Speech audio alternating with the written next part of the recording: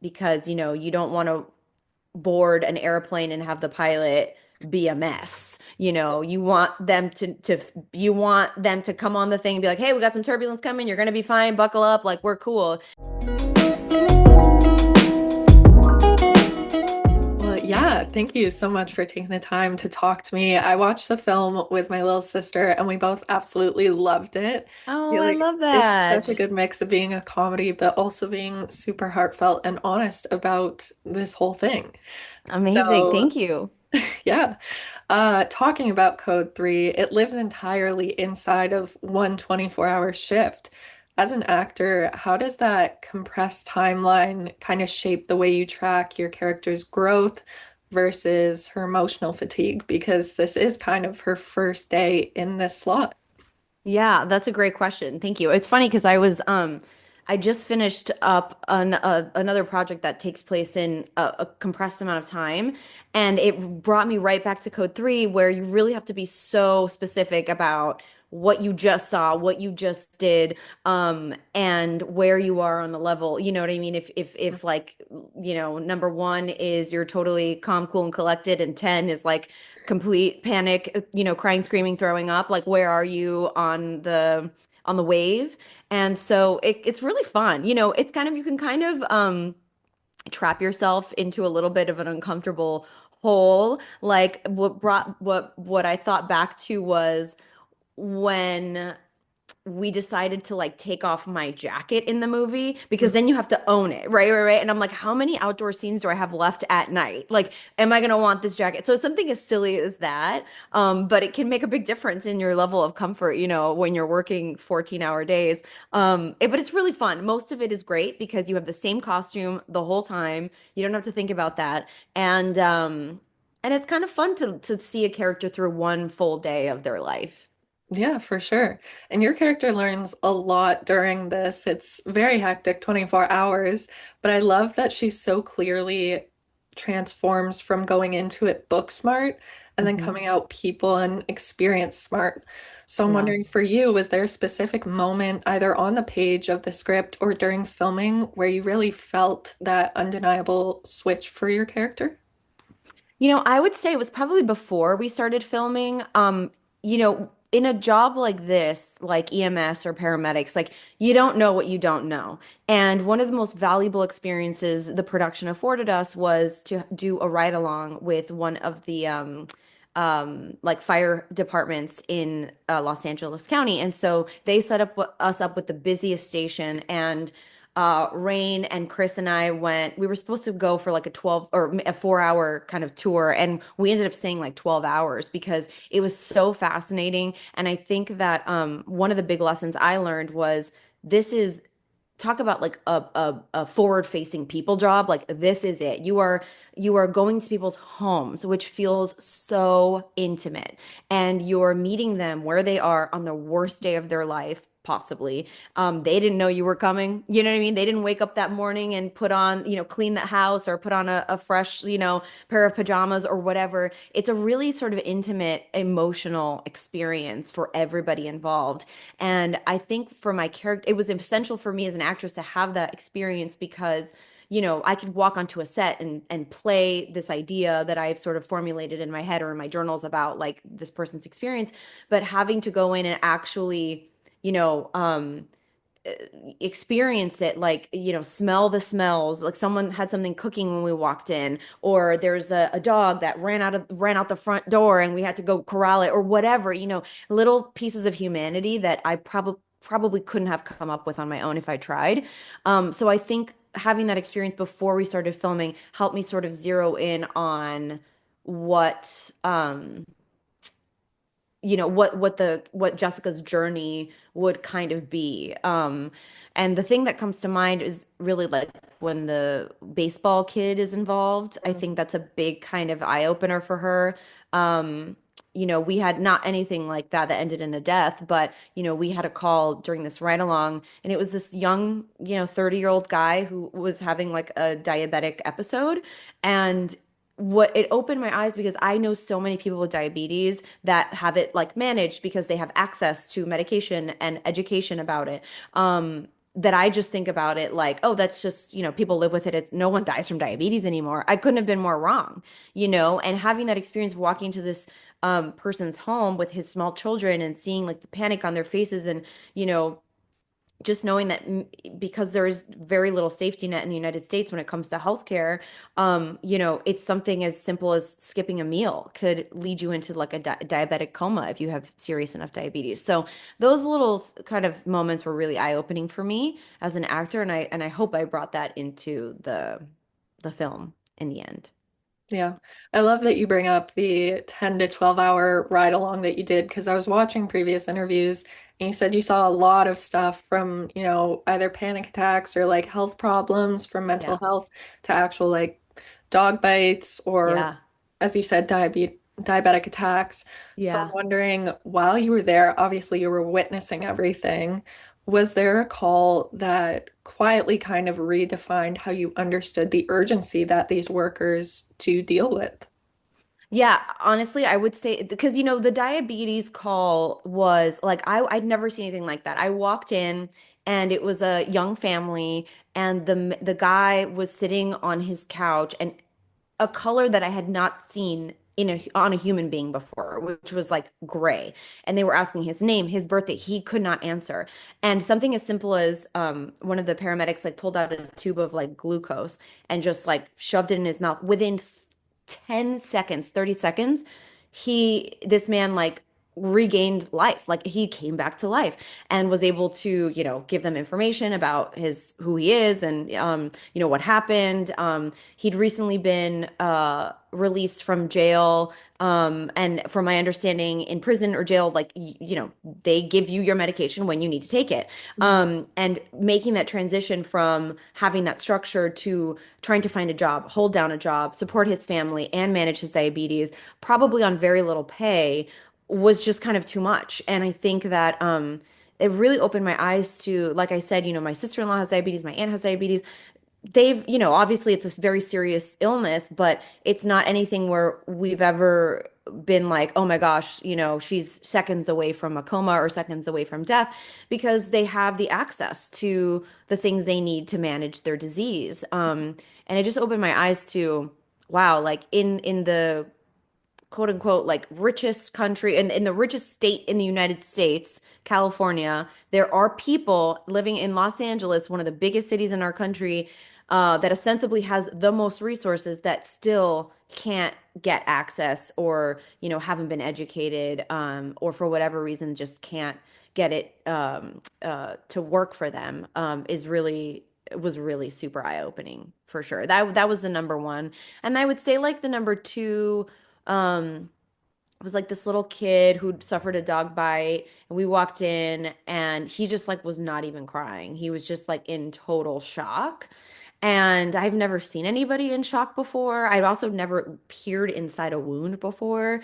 Um, I don't know. I maybe it's just I've just like grown up watching gore on TV and you just don't expect to see it in real life. And when you do see it, you're like, is this real? Like, I don't know. It reminded me or it introduced the idea that life is actually so fragile and nothing is there to protect us really except for um, whatever safety net we've set out for our citizens. And unfortunately, in the United States, it's not much, you know.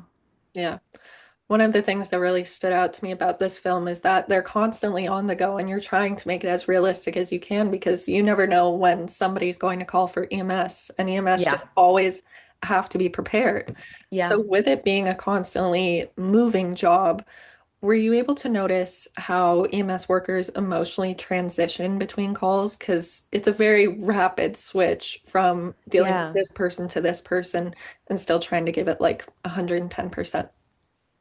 Yeah, that's a great question. What I noticed was, and this is very apparent in the movie as well, is a sort of like humor that arises from, seeing such, I don't even know, just humanity, you know what I mean? From we had calls that day that were really hysterical, you know what I mean? Like and really funny and had a natural sort of like, I can't believe this is happening, to the really really things that you really hit you at your heartstrings. And I think for these guys, the short time that knew them, like, we'd go back in the fire truck and they'd be like, yeah, well, shit happens, or what, they would have a sort of humor about it and a little bit of a detachment about it that is necessary to do the job. Because if Patrick Pianezza, who wrote this movie or along with Christopher Leone, this is based on his experiences as a paramedic, and he would say to us all the time, like, you never run, because when you run,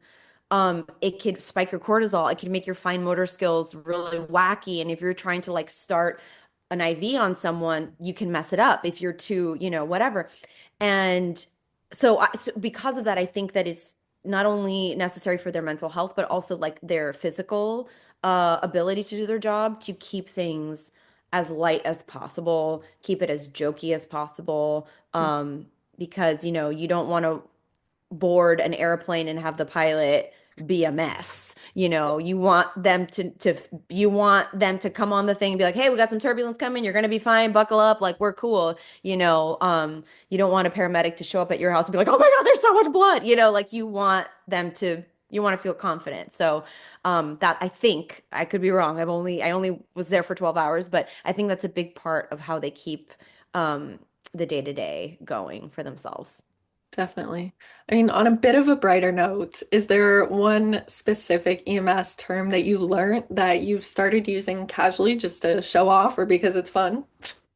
I don't know about term, but I do have this thing now where I'm like, when I see, them doing like the charge because of like a heart stopping. So apparently you can't restart a heart with the charge. That only like resets the rhythm. So if the rhythm is off, you can use, I don't even remember the paddles or whatever.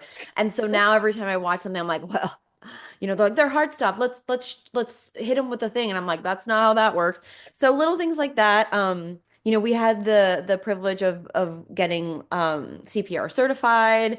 So, that makes me feel good walking into a situation. I mean, God knows if I'd be able to do it under pressure, but it's like good to know that I have that. And I learned how to use Narcan. Mm. And I also learned that if you do use Narcan on someone who has had an overdose, move out of the way, because they can, from vomiting to punching you in the face, all things can happen.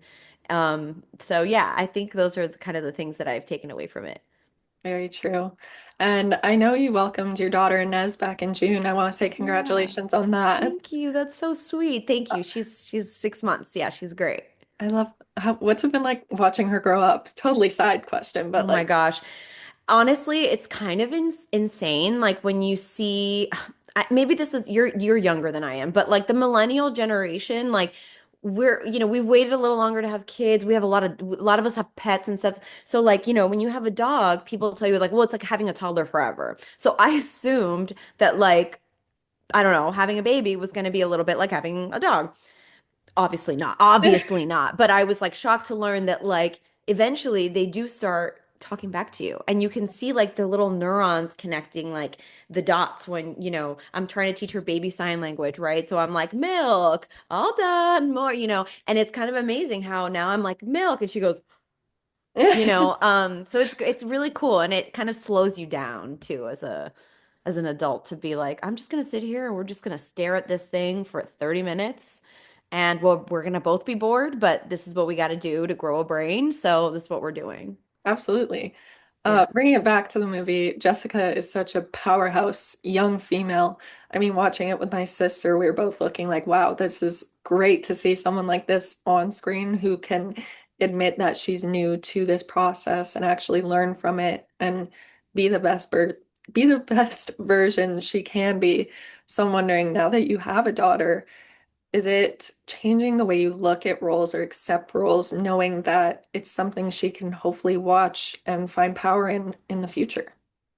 Yeah, I think I've been very lucky in that, I don't exactly give off like a wallflower vibe, and I never have, even when I was a younger actor. So most of the characters I've done have been pretty interesting, I think. Women, God knows I've made some stinkers, but for the most part, I could really stand behind a lot of the choices I've made. And so I feel really good about that. But as far as like moving forward, I definitely take into account the time away from her that is important. And the experience she's going to have, right? So it's not just me. Now she's like, she kind of stay where I put her. She's only 6 months. So if I needed to go off and like do something in, I don't know, Toronto or Vancouver, like I could do that very easily. I mean, not easily. I would need a lot of help, but it's like she's not in a school that she's invested in with friends or anything yet. So I think as I get older, as she gets older, it's going to be a little more complicated. But for right now, I'm trying to instill in her this idea of like, I get to go to work. I love my job. You too can love what you do later in life. And I had that growing up. My mom always really enjoyed her job and made it seem like something that could just be like a part of a well-rounded life. And I would like to model that for her too. I love that. I think it's so Yeah. special to have powerhouse women in your life and to kind of see her grow with it as well. Yeah. And thankfully, all the women in my life are that way. So Perfect. she will have no choice but to be that too. I want to end off with the fact that you're closing out the year with a huge announcement. I know you're now set to play a leading role in an untitled home invasion film.